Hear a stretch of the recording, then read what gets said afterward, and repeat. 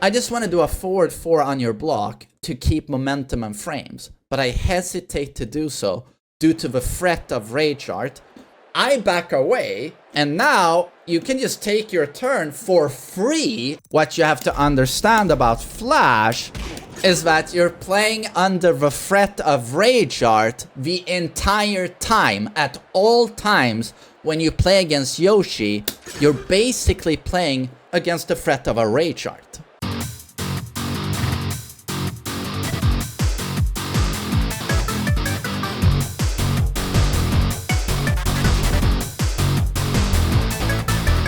What's up guys, TheMainManSWE here, hoping you're all doing awesome as always, and today we're talking Yoshimitsu in Tekken 8.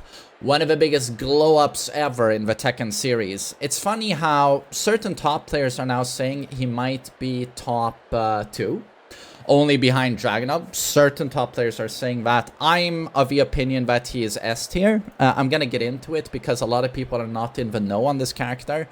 And that's what I want from this video. I want a video where you just see how crazy things can get with Yoshimitsu and why he's S tier. If he's top 2, I don't know, but he's extremely strong.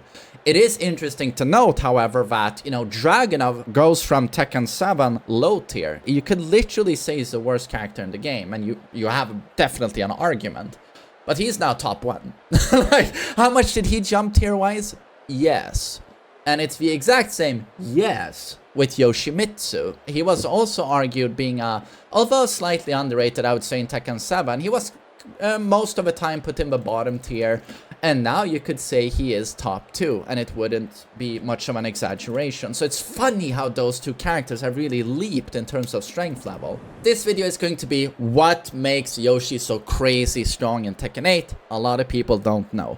So bear with me, it's going to be quite the presentation here, but there's a lot that goes into it. But in short, it's a combination of completely unique mechanics to Yoshi. That's why a lot of people don't know about this shit, because they don't play Yoshi. It's some of the best defensive mechanisms in the game, but are unique to Yoshi.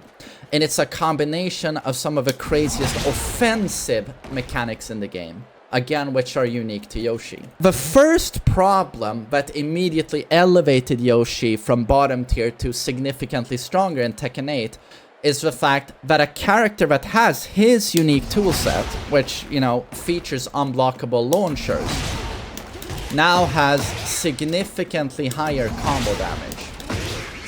Oh my god, I can't. I'm recording for YouTube, so I can't do a combo. Let's see. It's very basic, actually.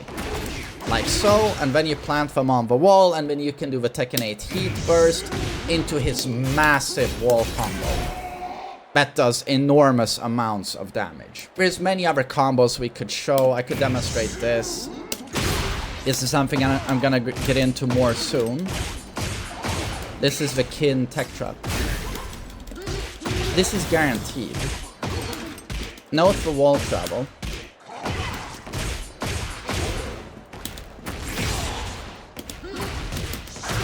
Into Yoshi stuff. So you do note the wall. Again, this was all guaranteed. It sounds unbelievable, and this is a mechanic. Even Kane and Trench, one of the best Yoshi players in the world, he thought they were going to remove this. The Kin tech trap. Yoshi launches you into the air like this, and then if you do not stay on the ground, you do anything to get up from the ground, the Kin will hit you. Like, and on block, all of that is guaranteed. It sounds unbelievable, but this is still in the game and should have been removed months ago. So first off, a character with his very unique toolset has high damage.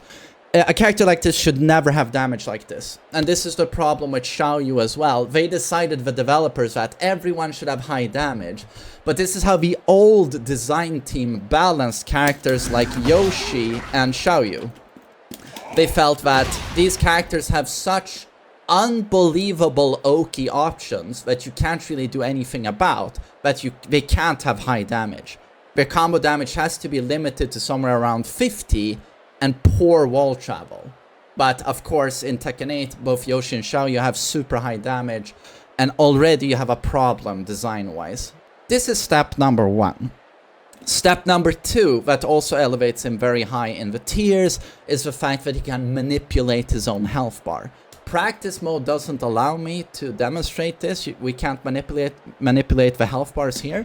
So bear with me, I'm going to try and show this in versus battle. So what I'm going to demonstrate here is that Yoshi can very easily regain huge amounts of health. And now you're going like, well, main man, every character can do this with the recoverable health system. Yes, but Yoshi goes beyond that. He has a second heal factor, which is anytime he does... this is no sword stance, NSS. And here he can do an enhanced flash or enhanced these big sword swings. You see how he screams? Sheo! Sheo! But no sword stance. Yo! And then a red trail with his soul-stealing sword. You know that wind pose where you can't control the sword. The sword steals the opponent's soul or blood. I don't know exactly what it is lore-wise.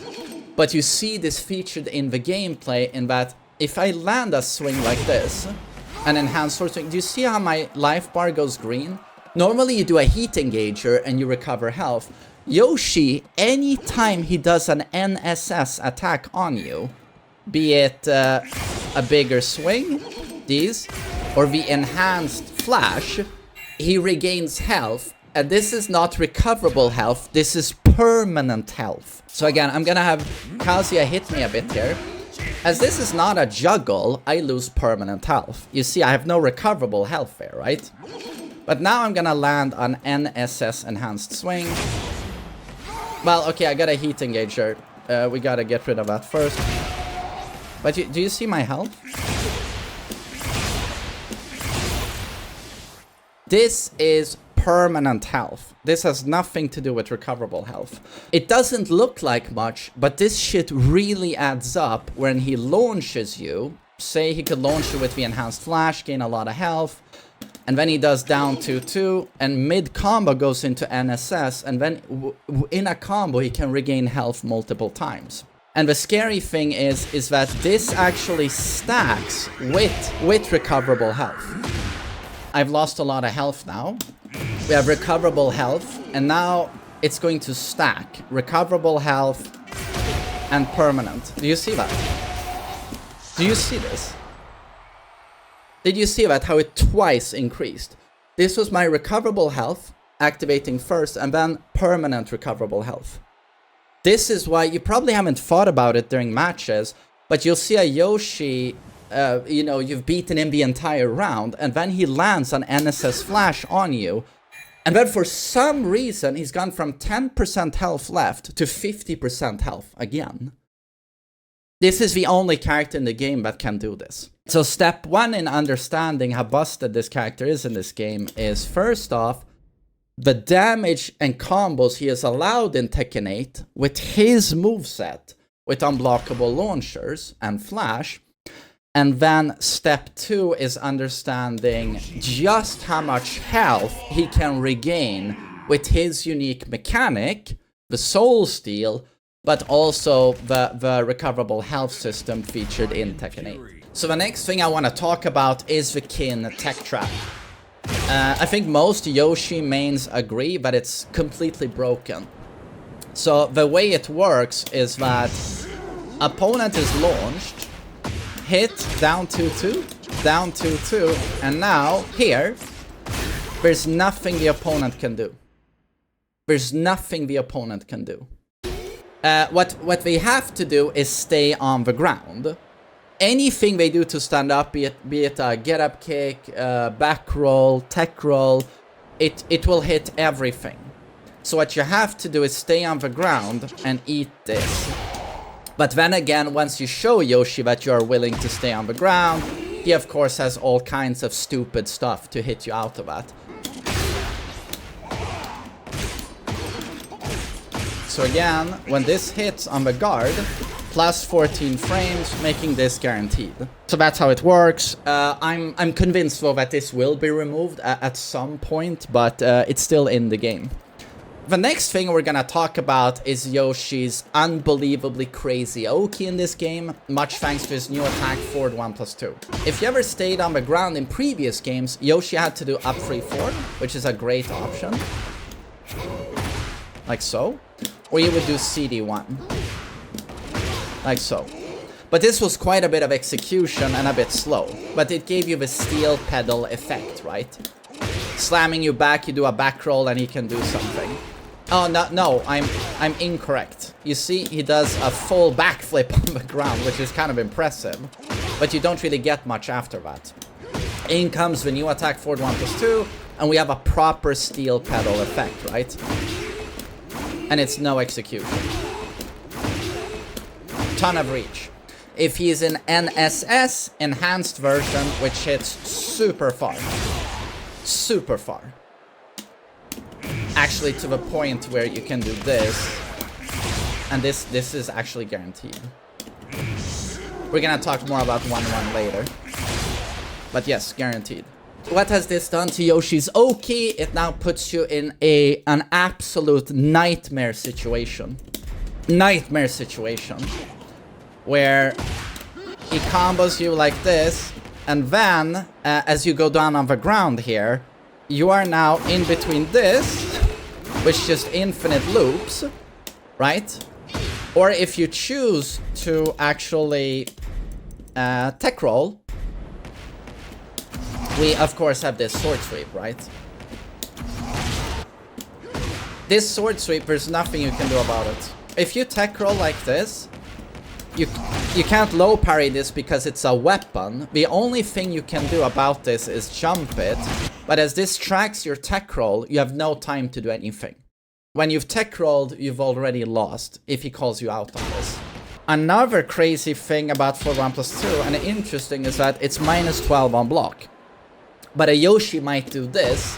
You land on the wall. He does this, right? Huge damage. And now he is in heat. And now if you tech roll, you know, if you stay on the ground, I can start looping these again, right? Yeah, I just start looping those. But if I note that you tech roll, the Yoshi will hold forward, of course, right?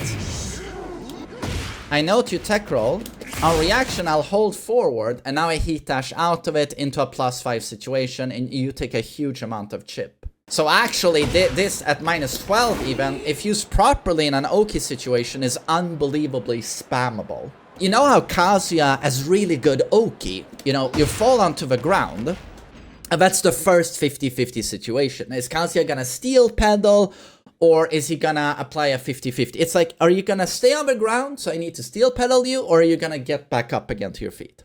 That's already like a 50-50 scenario. But if you do tech roll, here Kazuya gets a 50-50 on you, right? That's the situation he wants. He gets an uninterruptible hell sweep, or maybe forward 3, or patricide fist. Yoshi, he doesn't do a 50-50, will you stay grounded or not?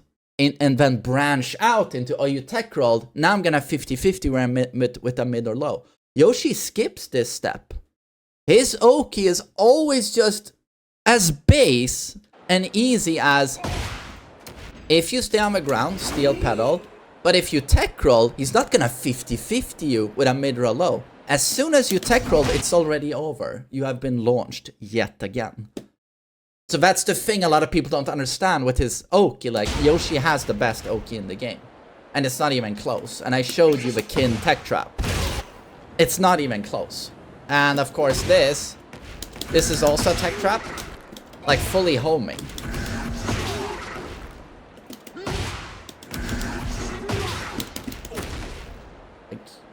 Best Oki in the game. And again, a lot of people don't know about this stuff. So now we're gonna talk about Yoshi's defensive options, and this is where it gets really, really insane.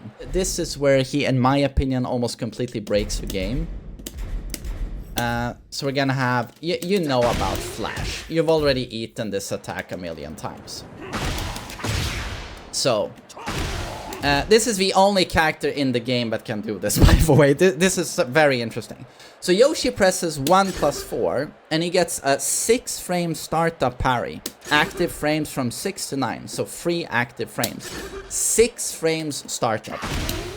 So this means that, classic situation for Brian. He hits his hatchet on me, gets +5, and then wants to take his turn, but I can flash.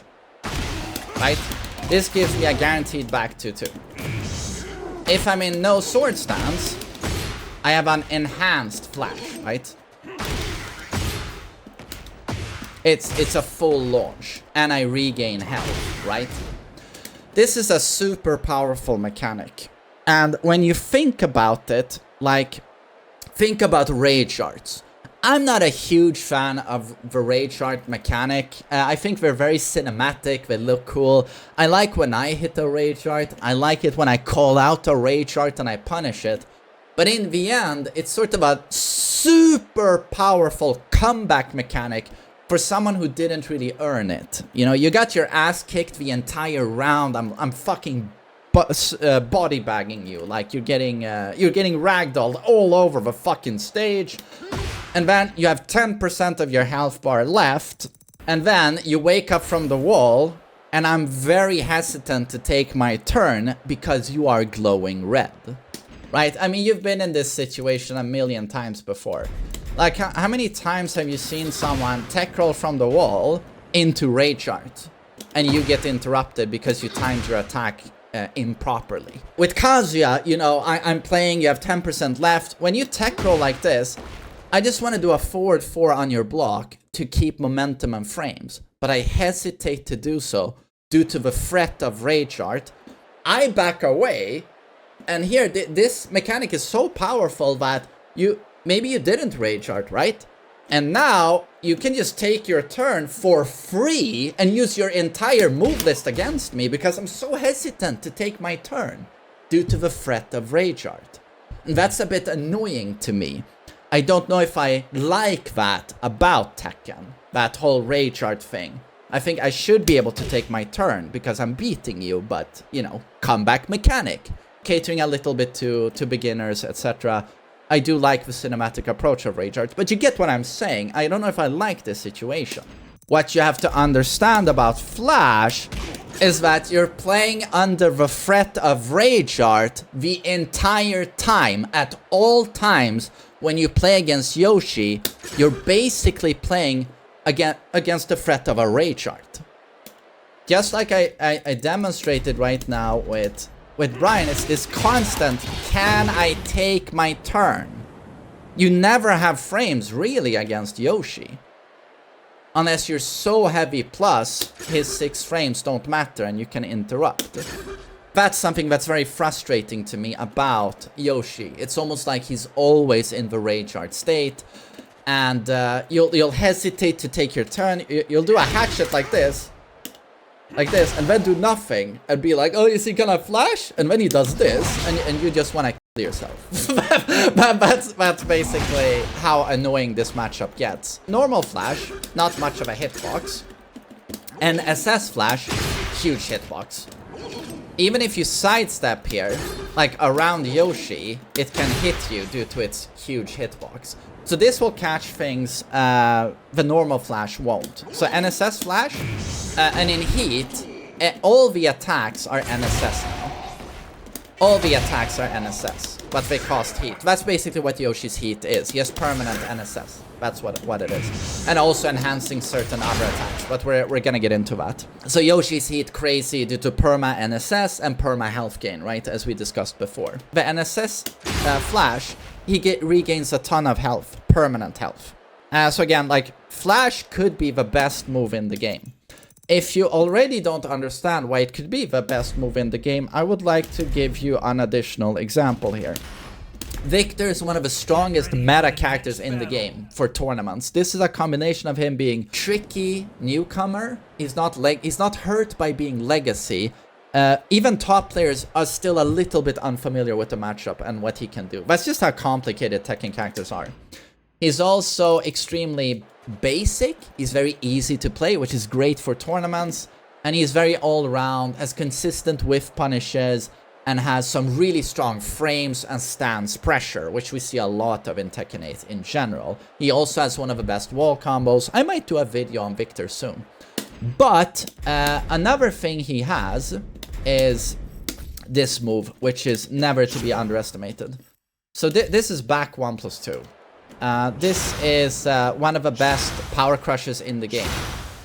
It used to have an even faster startup, but it's a 19 frame startup, high power crush heat engager that is safe on block. Even with nerfs, this is an absolutely brutal attack. I now get wall splatted, right? So it's a very powerful option here at the wall, because, you know, I don't want to duck here in case he does while running too. Now, look at my NSS here. Again, Victor is safe at -9. Do you see that this is a punish?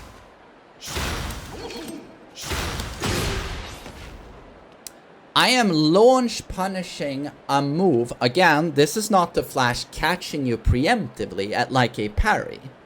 This is a legit block punish. I block Victor's safe on block, -9, back 1+2, ultra powerful attack. And I am block punishing him with a 6 frame startup attack, right? And I launch you. I launch your safe power crush heat engager. Oh, I'm so sorry. I'm being stupid. NSS flash is 8 frame startup, not 6. 8 frame startup. But so what this means is that if you have an attack where you end up very close to me and it's -8 on block, I can actually fucking launch you on block at 8 frames. I'm just trying to say, like, flash could very well be the best move in the game. The potential is absolutely unlimited. And also, like, the recovery, I would say, is faster than it should be. Like, again, down for 1, I do a flash. If you don't, you almost have to anticipate that I'm gonna do a flash. Like, it's very hard to launch that on reaction. Recovers pretty damn quickly as well. A spin is also a move that is just an unbelievably strong defensive option. Like, you can sidestep attacks in this game quite successfully, but Yoshi can gamble a little bit of his health, you see, to get the best sidestep mechanic in the game. This beats pretty much everything. It can even beat homing attacks, because you need so much range as well. He backdashes quite a bit as well, so a lot of homing attacks will whiff. And then he's free to do a long-range heat engager in 3-1, but can also fully launch you with a very long range back to 1. Can back to 2 heat engager, but again, back to 1. If he gets you from the ass, from behind, up in the air you go, and you are going to die. This is called spin to win. Back 3 to go left, back 4 to go right. If you've played against a competent Yoshi, you've just seen the fact that you can never take your fucking turn against this character. And it's the combined threat of basically the best rage art ever whenever I want, or spin to win. If you whiff, you are dead. You are dead. The next thing I want to discuss, and we're almost done with the video, apologies, but a lot of people don't know about this stuff. But Yoshi's 1-1 is a 10 frame string that is unbelievably spammable. It's a natural like this. The second it on counter it will knock down, like so. But when he's in NSS, this wall splats and is still safe on block. And in NSS, the second hit is a launcher. And of course, when he's in heat, the 1-1 costs very little heat. And note the chip of it. Note the chip.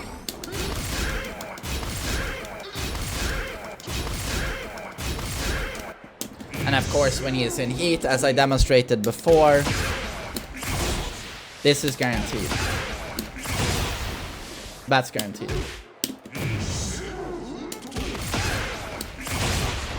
Unbelievably strong.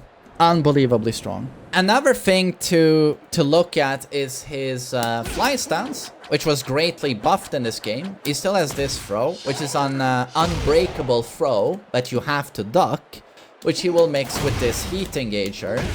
That is only -3 on block. I thought it was -4. Is it due to the tech roll here? -4 on block. So, you know, very, very strong. And then I love this when he's in heat. He can use this option, which is a full launcher. A launcher he's even allowed to bound from.